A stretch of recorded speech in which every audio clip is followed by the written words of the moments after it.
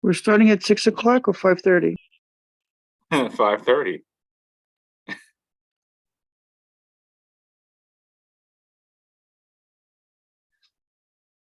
Okay, we are live on YouTube.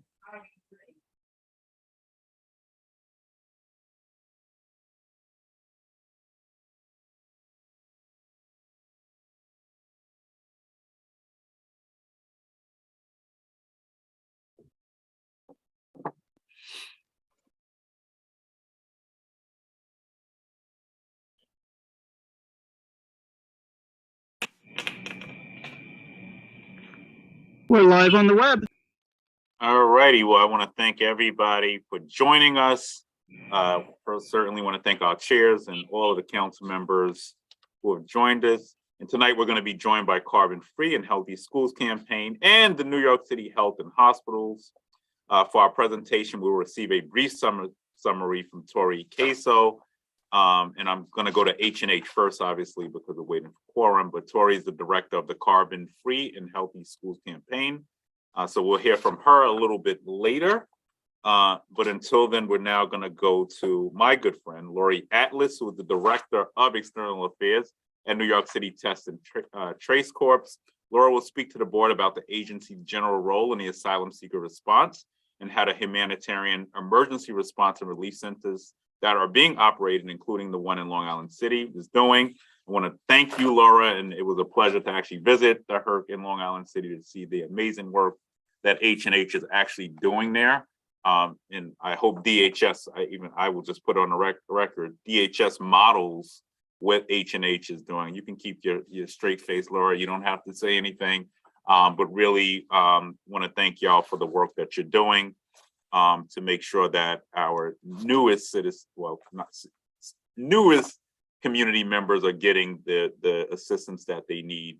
And certainly want to thank you for the way that you're thinking holistically about it and going about making sure that they can be treated with the dignity and respect that they deserve here in the world's borough. So I want to thank you.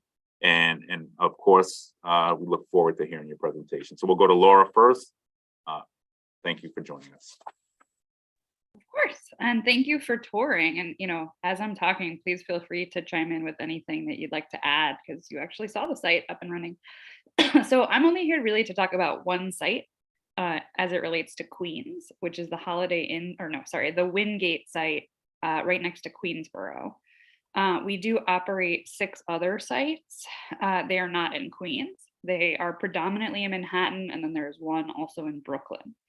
So this is, DHS operates many sites, over 90 emergency shelters throughout the city. And so if folks have questions about that system, I would ask them to direct those to DHS, but happy to talk about the HERC system, as we call it. And just to spell it out, I think last time I was on the borough board, folks had asked not to use acronyms if possible. So HERC stands for Humanitarian Emergency Response and Relief Center.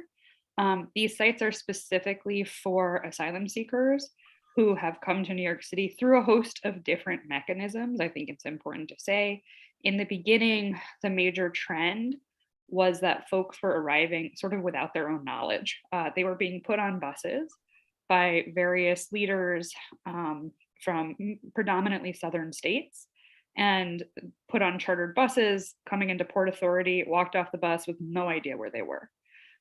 We heard frequently from folks at that point, which is the end of the summer, beginning of fall, why am I here? I have an uncle in San Antonio or something. So we realized that there was this need to do a couple of different things. One was to make sure there was an immediate passageway for people to reconnect with family members or friends who may be in America or in other countries. And we can talk about that as we're going. Because there's been attention on that. And then also to provide immediate medical care. People have been through extremely grueling journeys to get here. Oftentimes they have been completely disconnected from healthcare for months, if not longer. There are children arriving who have never received basic child medical care. There are expectant mothers arriving who, also require a lot of medical attention. So for all of those reasons, H&H got involved in the response. And so we've had a couple of different roles. Predominantly, I'm going to talk about the HERC role today. So HERCs are sort of one-stop shopping social service sites. They are where people stay.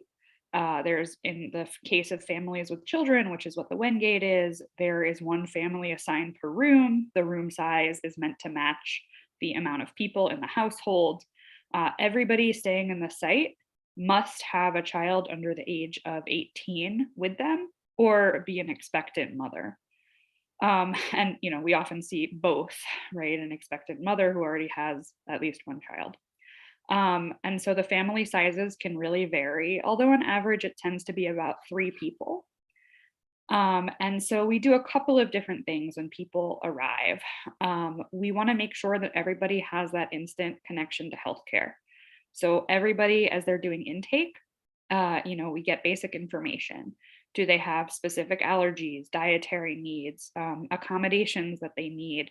We do the PH9 screening, which is the depression screening, to see, if they show some kind of evidence there of distress.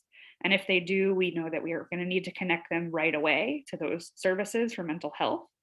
And so we want to learn all of this upfront as much as possible, but we also know people need time to decompress. They have been, through this journey all throughout probably multiple countries, potentially multiple states.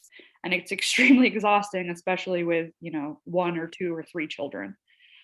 So we make sure to get them into our medical sites. Every HERC has 24/7 clinical access.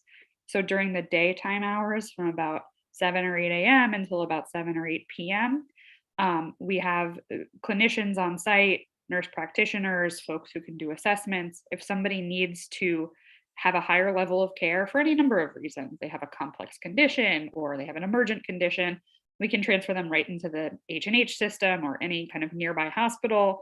We have folks on site who are able to do that transportation via ambulance.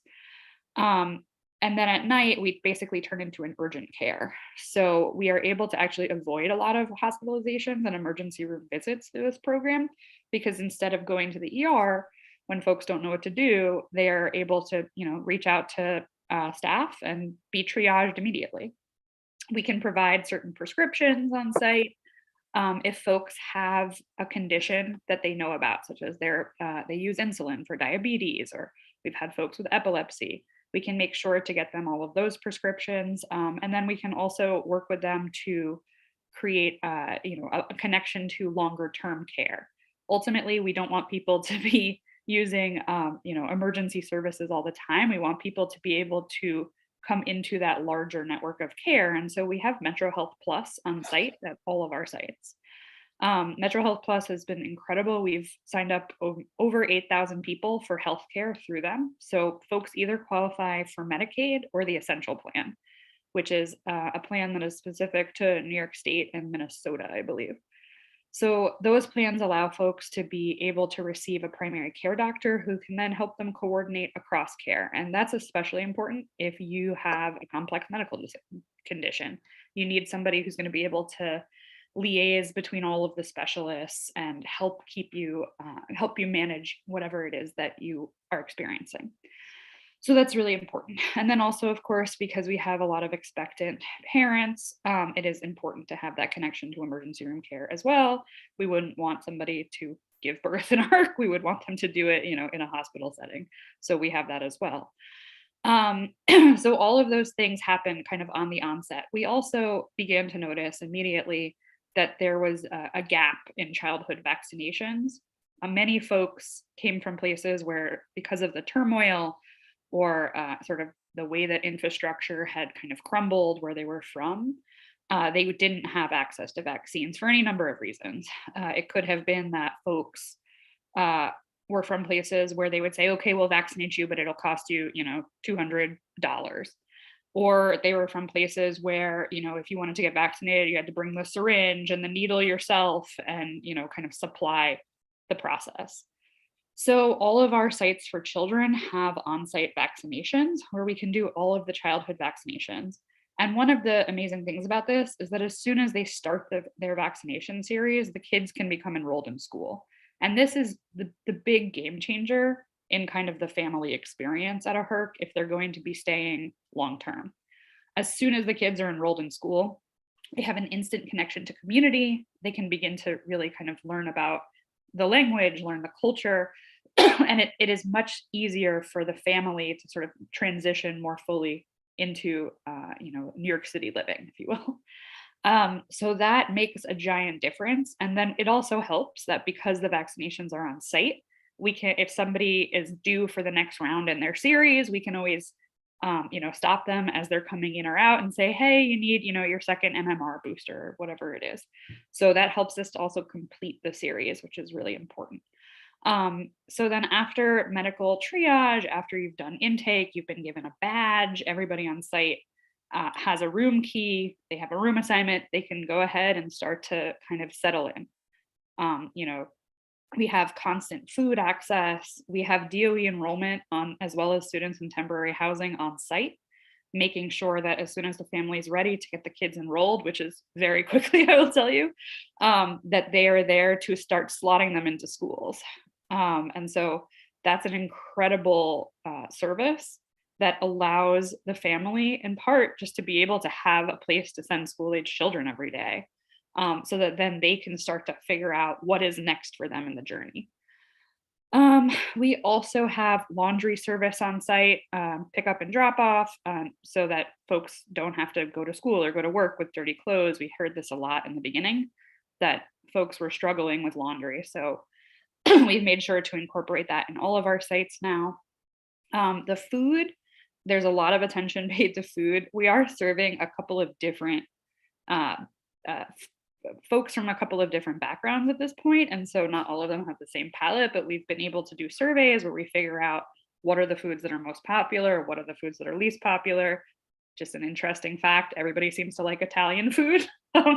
So we are definitely enjoying, increasing the amount of food available. What's not to love about Italian food? What's not to love, exactly. Sauce and cheese. Interestingly, roast beef did not rank high. So we've since discontinued that meal. But we're always trying to sort of receive new feedback so that we know that our services are working, that people are able to access them in the way that makes sense. If people flag specific concerns to us, we have case managers on site, we have a social worker on site, so that folks can help sort of navigate through different services. We can help with kind of inner family dynamics, inner neighbor dynamics. We are sort of running this interesting operation where every single thing comes to us. So if there's a maintenance problem in the unit, it gets flagged to us and we fix it. And so any kind of host of issues you could imagine, we want to be there to troubleshoot with. It really is designed to be the most supportive system. I think that's probably where I'll stop, but if you guys have other questions, I'm more than happy to answer. And Borough President, if you have anything to add, I would welcome that. I guess, and once again, I think the work you are doing is fantastic. And I think for the record, can you just state how many people are at this location? I believe when we were there last week, it was about 350. It's probably still around there, going up toward 400. Okay. And do we anticipate any other HERCs opening up in the borough? I think we know that there will be more need. I don't know if we have a sense of where the need will be met. And then can you speak to childcare? Because that's an issue that comes up over and over again. Yeah. We have a lot of asylum seekers who are finding work, and then those who have challenges around childcare as well. So can you speak to that? Yeah, absolutely. So a couple of things. For those who have school-age children, the answer is very simple. You get enrolled in school. Your kid gets, either you drop them off every morning or a bus comes and picks them up and takes them to school. And you can, go about kind of organizing through the rest of your day. For those who have children who are not school aged, if they are 3K eligible and there's availability, we try to work with families on those applications via the caseworkers. We actually have DOE starting to do an education series with parents to talk to them about 3K, the application process, and other types of sort of school-based issues, attendance policy, lateness policy, just to kind of have that conversation more directly. But it is a challenge on the younger kids. Folks want to work. We have on everybody's badge, there's not much identifying information, but one of the key pieces of information we have on it is the size of the household. So that if somebody is checking out of a hotel and we see they're with a household of 4, let's say, and there's no kids with them, we can say, hey, where are the kids? Are they with somebody? Can you give us the contact information just to confirm that nobody's left alone? But certainly, we want childcare arrangements to be as formal as possible. We have had a pretty good success rate of explaining to people that, supervision is required, especially for the younger kids.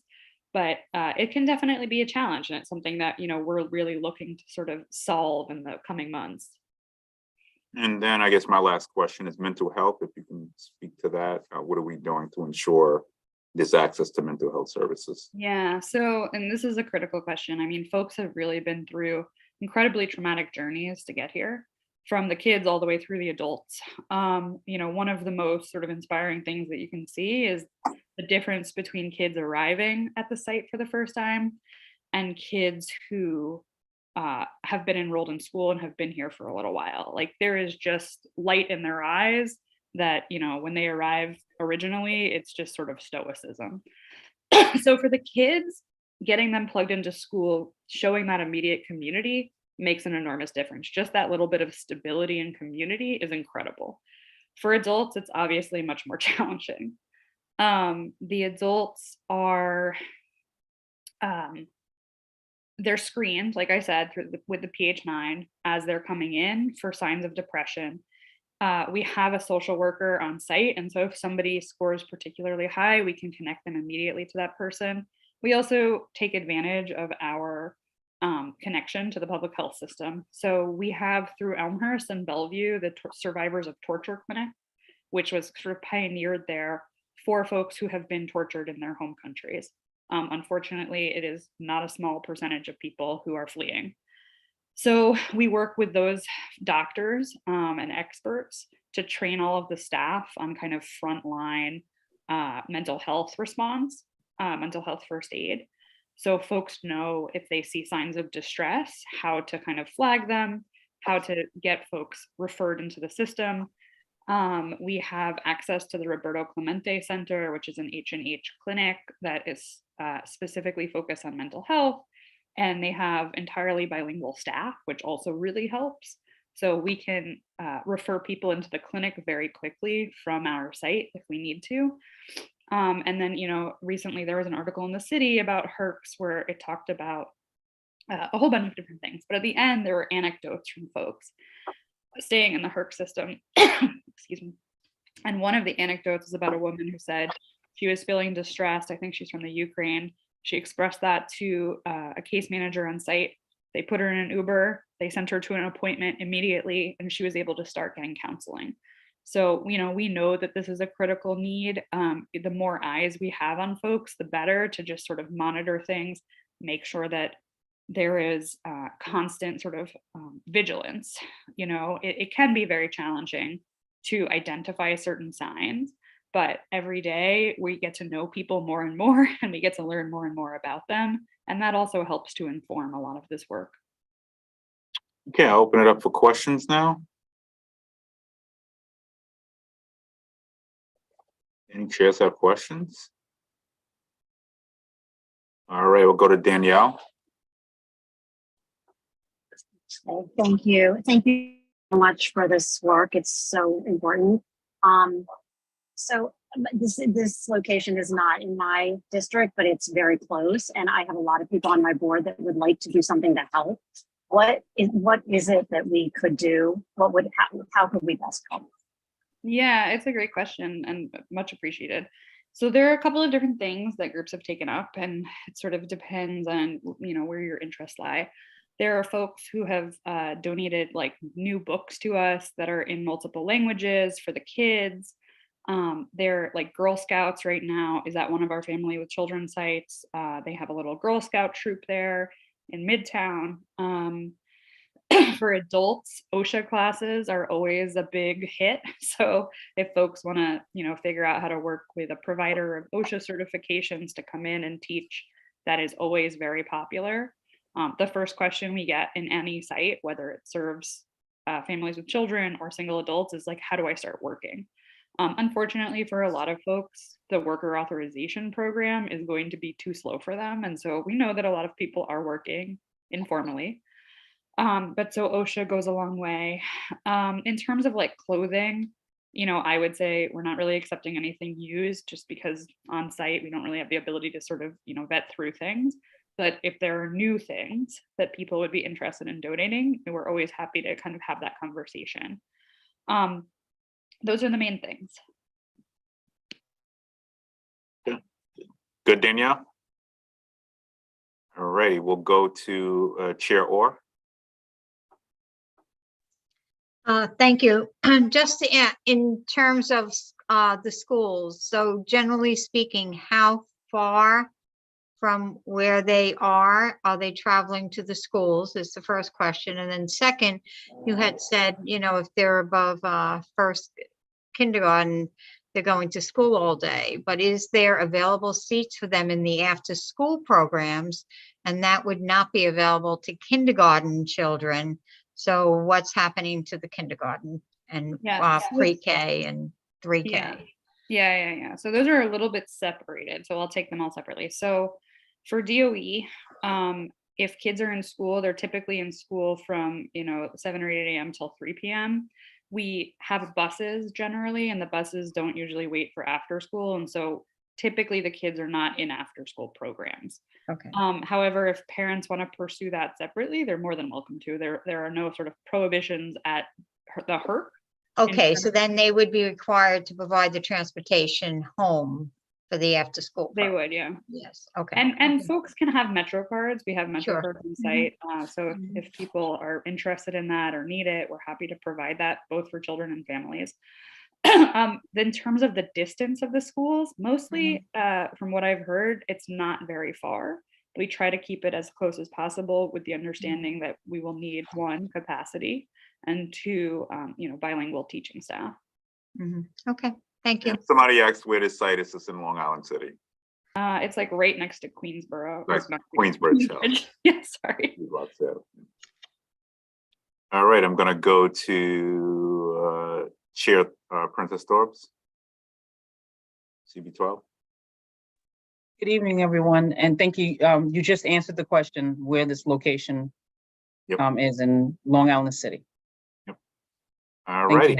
Thank you. All right, I'm going to go to Chair Agredo.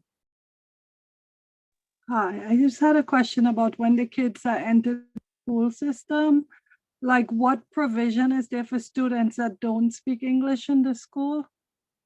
Yeah, so I would actually ask you guys to invite DOE to these to talk, because they've done incredible work, and I don't want to sort of underrepresent the level of work that they've done. It is not just specific to HERCs.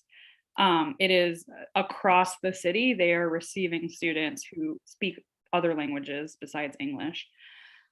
So the DOE enrollment staff, from what I understand, are basically matching kids to schools where they know there is bilingual capacity.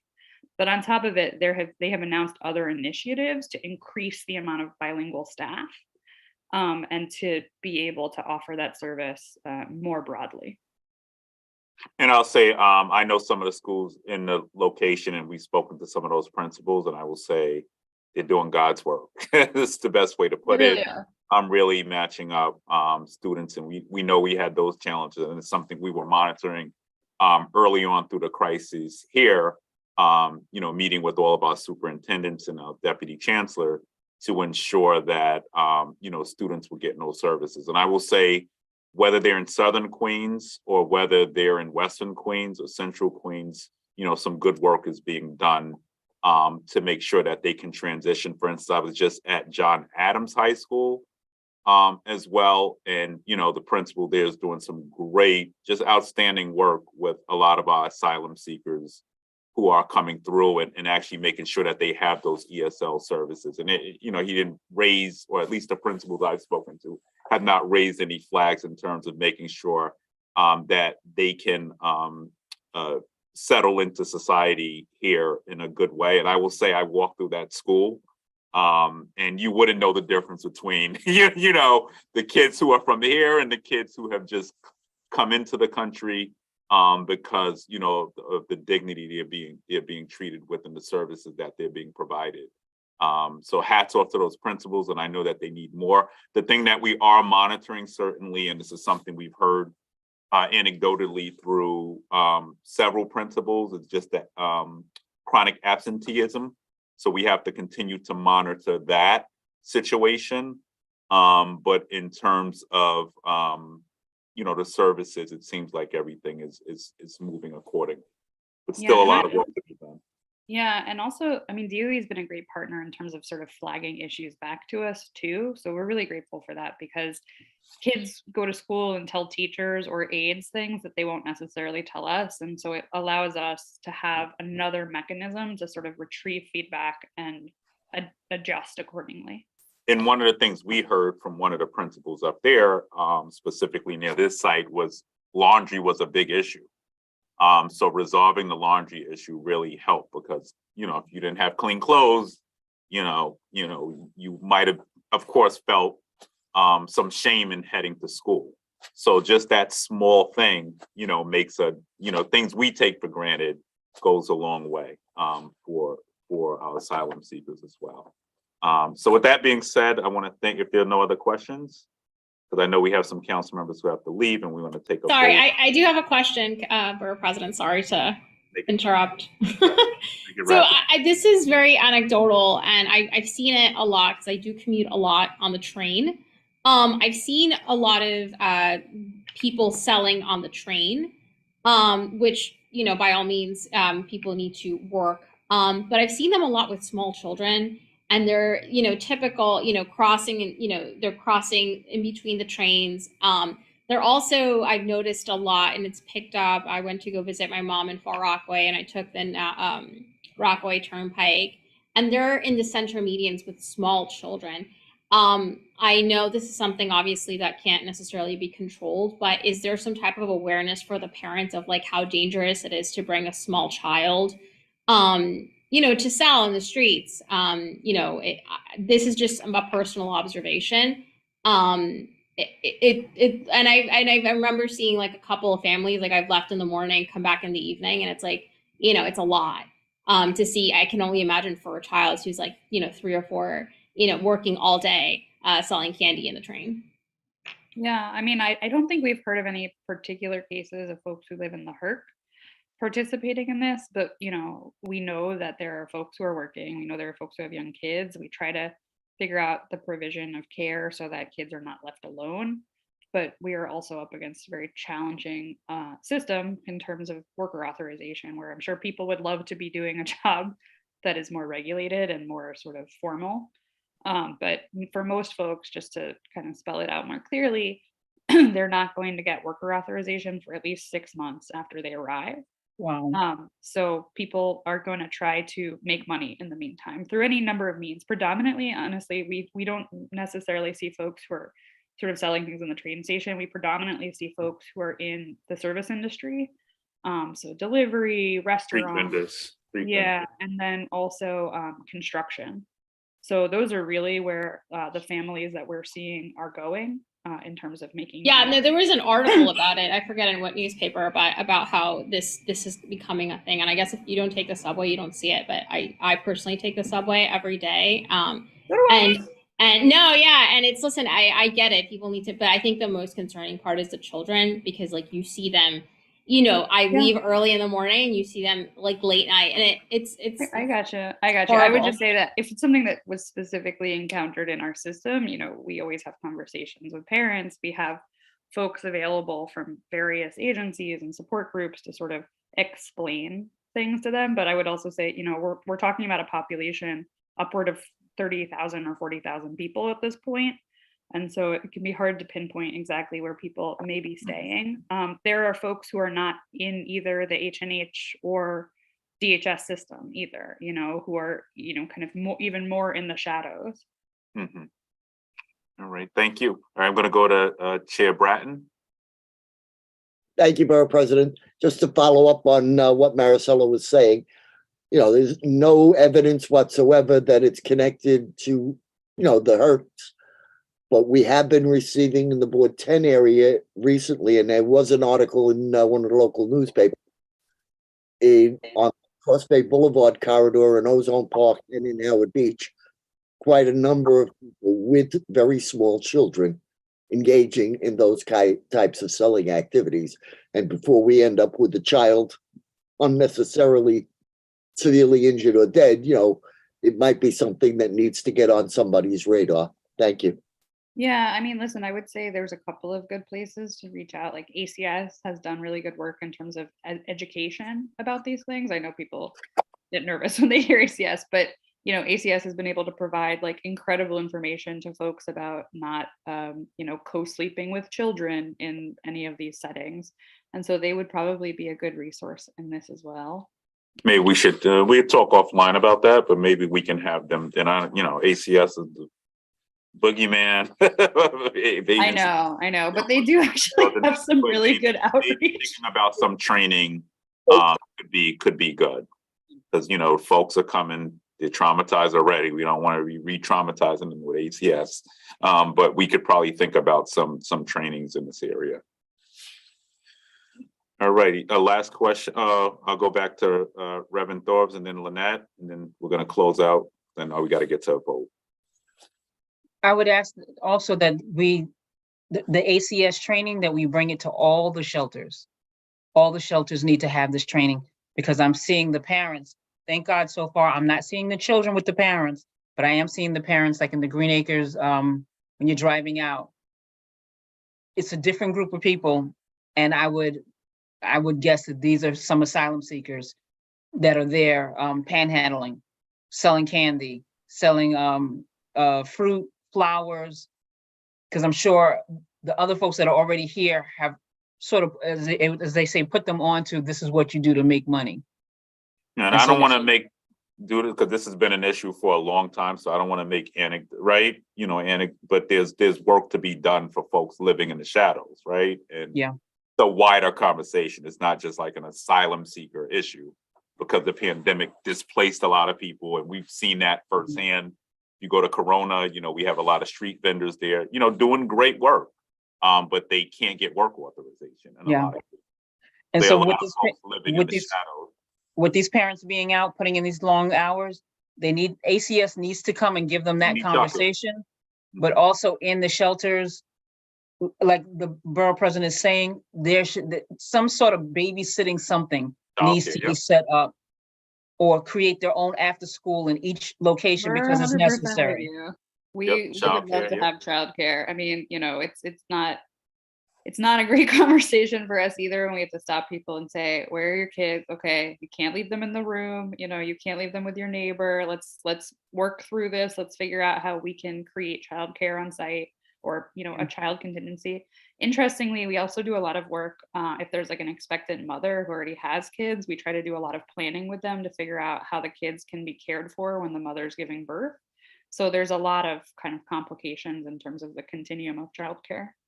What can we do on our end, BP, when it comes to, if somebody says, listen, well, I have a program, can I take it into the shelter and do an after school program for maybe? Yeah, that's just it's a wider policy, and who's paying for it, right? And I think we're doing a lot of thinking about that internally, for not just asylum seekers everywhere. I think every school should have, and actually we just had a meeting, the mayor last night, where we certainly talked about some of these things, but we need to make sure we're expanding after school programming and beacon programming.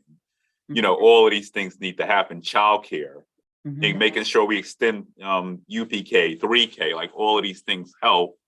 And these are part of the budget discussions now that are heating up between the mayor, the council, and obviously the VPs as well. So there's just a lot of work that needs to be done. And it's the number one thing principals ask me for, whether they were asylum seekers here or not. A lot of principals ask, hey, we want after school programming, and unfortunately they have to charge parents for this after school programming now, which is cost prohibitive for some folks. Even, I think I'm in a better position, but even my wife and I have to pay for my son to have after school programming. And we're in a better position, but think about those families who are living on the margins, who are spending more than half of their check on rent, or their mortgage. It's a challenge. So we need to, there's a lot of work that needs to be done in this space. And I would just say to be continued on this, because this is something we want to really see expanded across the board. Thank you. All right, Lynette, last question here. Hi, thank you, Queens Borough President Richards, and hi, Laura. Just a quick question. I had a little slight connectivity problem when I got on. I believe she said this program is in 3 locations so far. Is that correct? No, so the program right now we have locations are different than sites, I would say. We have 7 sites across the city. 1 is in Queens, 1 is in Brooklyn, and the rest are in Manhattan. And how was, and so I put in the chat, if you can put the formal name and acronym, I missed that early on. And then also what determines the where you provide this full complement of services? What determines the location? You said it's 7 sites, 3, I got that a little mixed up, but 3, 1 in Queens, and the Queens location is in Long Island. Is it by number? Long Island City. I'm sorry, Long Island City. Thank you, Borough President Richards. So how do you determine where to provide this full complement of services? How is that determined? So we work with NYCM, the Mayor's Office for Emergency Management, and they're the ones who are kind of always vetting new sites. They vet hundreds of sites all the time, all across the city, from anywhere, any kind of site you can imagine. Hotels are sort of the easiest sites to immediately move into because they're set up for people to be in already. But right now we have a site in the cruise terminal. Previously, we worked on the site at Randall's Island. So there have been all manner and host of configurations for these sites. And NYCM has been incredibly flexible in trying to locate, identify, and finalize where sites will be, and they will continue to sort of serve in that function going forward. Okay, hopefully you'll be able to talk a little bit more about what qualifies each facility, because there's so many facilities in the Southeast Queens community, in particular in Speaker Adams, nearby districts surrounding the area. So anyway, I'd like to know more about how you select. Yeah, so DHS actually has a different selection process. So they have, first of all, they have a rolling RFP for providers, where they work with nonprofits who would apply. Some of them are offering to build permanent shelter. Some of them are running emergency shelter sites, emergency hotel sites.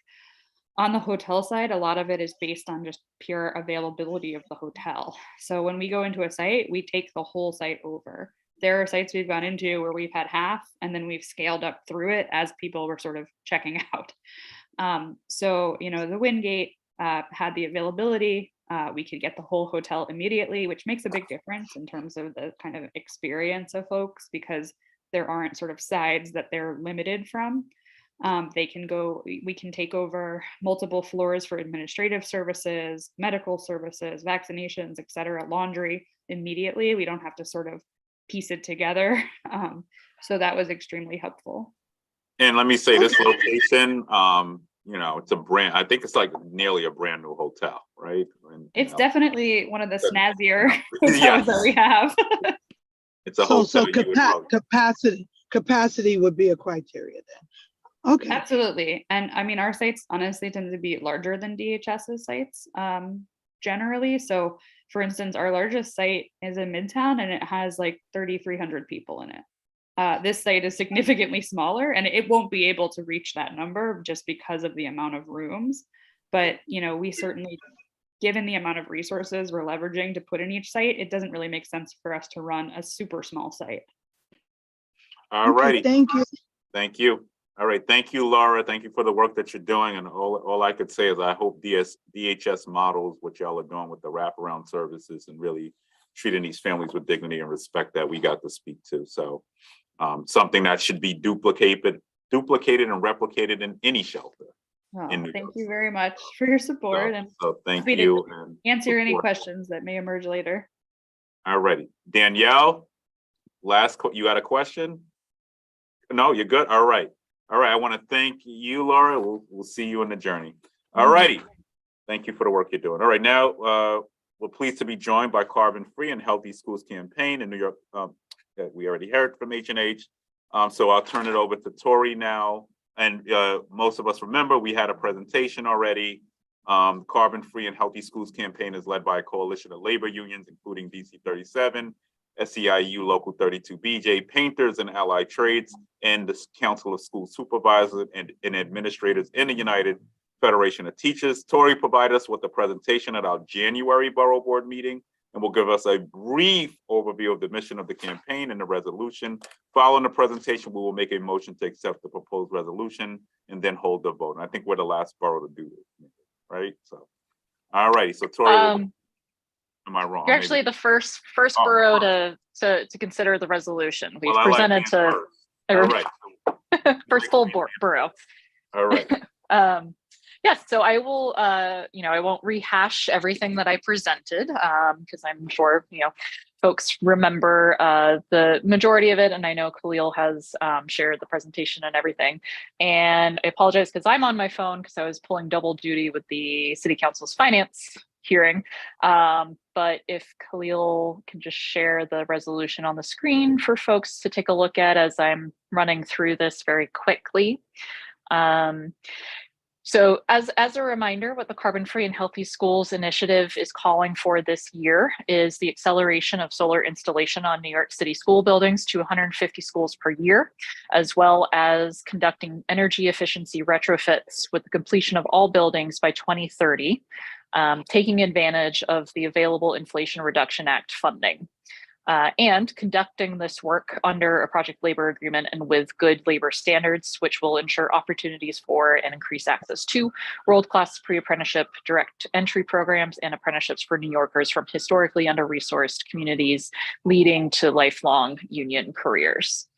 As a reminder, we submitted a list of 100 schools to prioritize for retrofits and solar installations, all of which reside in environmental justice areas.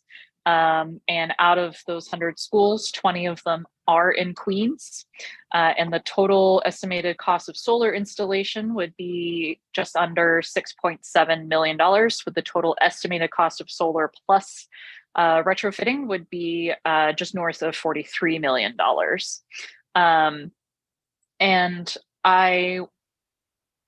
The Inflation Reduction Act, which was passed last year, would be a significant windfall of federal funding for this work and could help fund up to 40% of the total cost of solar installation, or $1.32 billion, and could provide up to 20% of the cost of retrofitting, which would be just north of $1 billion. So it's a significant amount of money that we believe, there's an urgency to take advantage of, because you would leave money on the table and savings for New York City schools, which would be in the amount of $8.25 billion over 30 years for the entire school district. And that's money that could be directly reinvested into schools for programming, such as after school programs. So it ties into a little bit of what was mentioned just now. So that's my rehashing of the presentation. I just wanted to give a quick update. Since I presented in January, we held a apprenticeship tour for city council members, where we visited three apprentice programs that all are in Long Island City.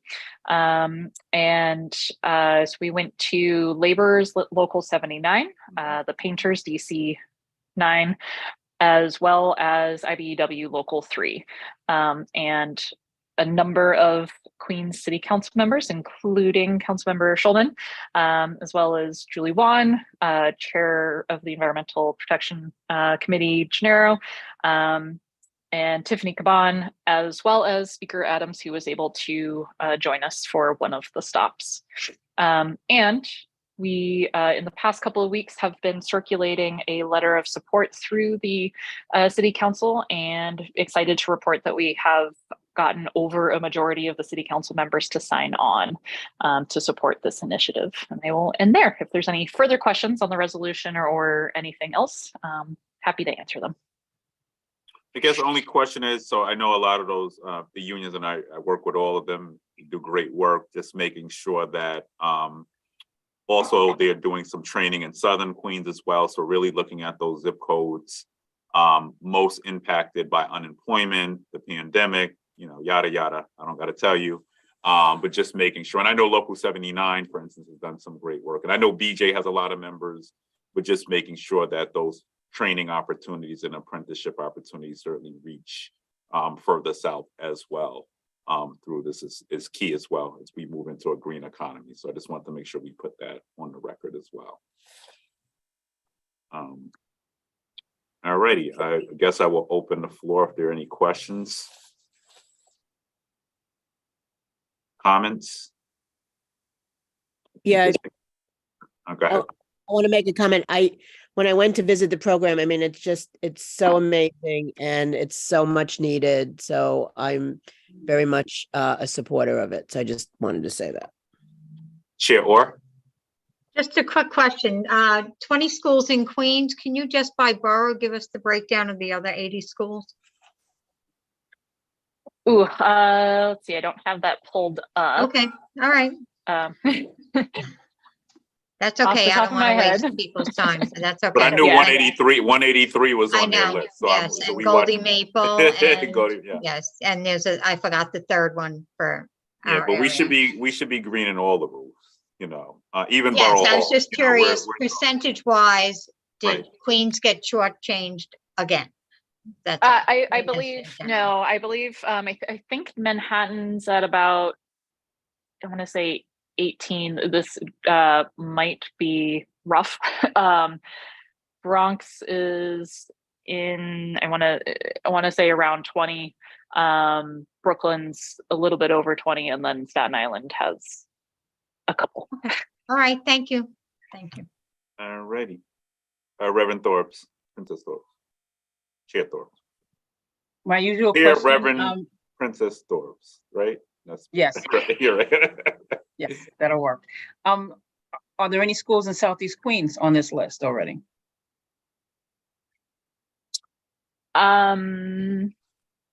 Very likely. I can run through them.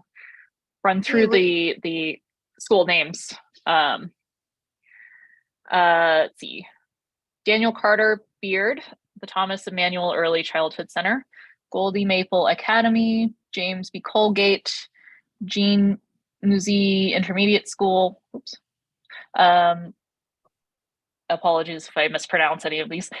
Louis F. Is it Simeon?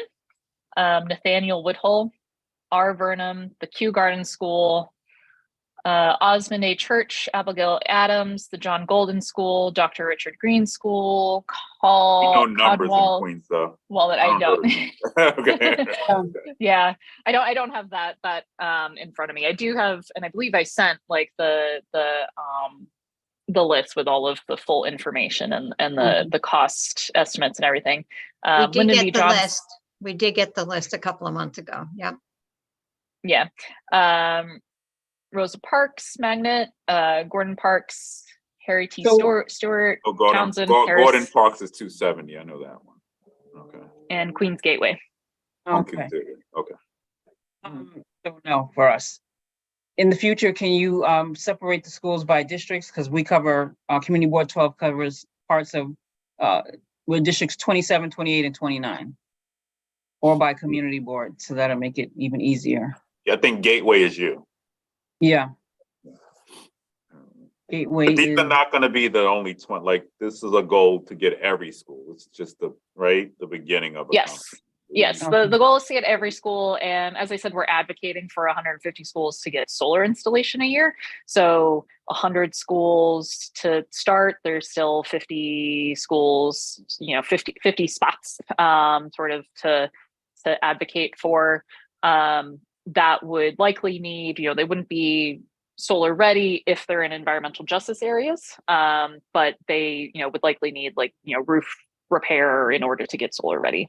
And I was at and August potentially- Martin High School. They actually have solar on the roof. I was really proud of that. But we, That's and I think they're going to be bringing in an organization that actually does training as well around this. But we need to see a lot more of this as we scale up the green economy. So let me Frank, just ask this one question about the solar. If the power goes out, does the building continue to have power? that depends. You may get common areas depending on the scale of the solar. Okay. But it doesn't mean everything will be on. Probably not, even when you do, right? But I think for common areas, yes. And I will mention that we're advocating for solar right now because of the Inflation Reduction Act. There's like this moment in time to capture that funding, but we are also our coalition isn't just about solar. Where we are in favor of other renewable energy sources such as thermal energy and other options as well. So ideally there would be kind of a mix for the school system. Okay, thank you. All right, we'll go to Chair Taylor. Yes, hello, everyone. Thank you, Mr. BP. Appreciate it as always. My question is simple and forthright as usual. I'm in an area of Corona, Jackson Heights, and East Elmhurst. Is this an ongoing program that is going to finally get to us? Or is it something that just goes to 150 schools and it gets to those schools and that's it? Because I know for a fact our roofs, a lot of our roofs need to be fixed and everything else. So how does that, play with the underserved communities? Of which part of? Yes. So the ultimate goal is for every school building to be retrofitted and have. I got that. I understand that. Yeah, I got that. correct. But I'm talking about the first money that's funded now. It's the only money that we're talking about. Something can happen later on, yes. But right now, dealing with this 100 to 150 schools, I'm lost. She had a school in your district though. So it's 20 schools to start. And we got to scale up and the city is going to have to scale up. So, but we're trying to capture this opportunity now because it's obviously federal money. But it doesn't preclude the city from coming up with money as well. Right. And I got to check my bill because I have the green roofs bill, solar bill. Any building eventually doing major capital work, 25,000 square feet and up, has to put solar, a green roof or something on their roof. At least we're capturing that with real estate, right? Across the city. But one, yes, capital, and we're gonna come back and have DOE come on because I just got my big capital assessment book. So we're gonna know, we don't have to guess which roofs need to be done, right? They're assessing that as we speak now. So that's just a larger conversation, but I think now we're just trying to capture that federal money. This is the Biden Inflation Act is a great thing, but it doesn't mean that the city doesn't need to do more in this space as well. So I don't know if I answered your question, but no, this doesn't mean we stop at 100 schools in the city. We need to get every roof done in the city. I'm just hoping that where I'm at, our roofs are not the last ones to get done. But yes, you did answer the question. I appreciate it. Thank you. You're welcome. All righty. Any other questions, comments, or concerns? Brian, I thought I saw your hand. I'm good, Mr. BP. You good? All right. I'll reach out tomorrow because I think I misplaced the list, but I'll contact tomorrow. Don't need to. She had 270. 270 is on your list. That's Rosedale. Right. Laurelton, okay. Rosedale. All righty. All right. I'm good. I'm moving along. I'm good, Mr. BP. Chair Bratton. Thank you. I move, Mr. Borough President, that we approve the resolution as presented. All right. Second. You got a second there, Betty. All right, I'm gonna go to Maricela to call the roll. Okay, so I'll start with the council members. Councilmember Palladino, Councilmember Ong, Councilmember Moya, Councilmember Caban, Councilmember Linda Lee, Councilmember Gennaro, Councilmember Krishnan, Councilmember Wong, Councilmember Williams, Speaker Adams, Councilmember Lynn Shulman, Yes. Councilmember Holden, Councilmember Brooks Powers, Councilmember Ariola, Councilmember Gutierrez. That's okay. And I'll head over with chairpersons. Chairperson Torniali, Absolutely, yes. Chairperson Brucker, Yes. Chairperson Taylor. Yeah. Yes. Oh, sorry. I'm sorry. Frank Taylor. That's okay. Yes. Chairperson Giampino. Yes. Board member Kersner. You need to know what you're going to say in the essay. Can somebody mute? Okay. Second Vice Chair Schreiber. Yes. Chairperson Martha Taylor. Yes. Chairperson Algrito. Yes.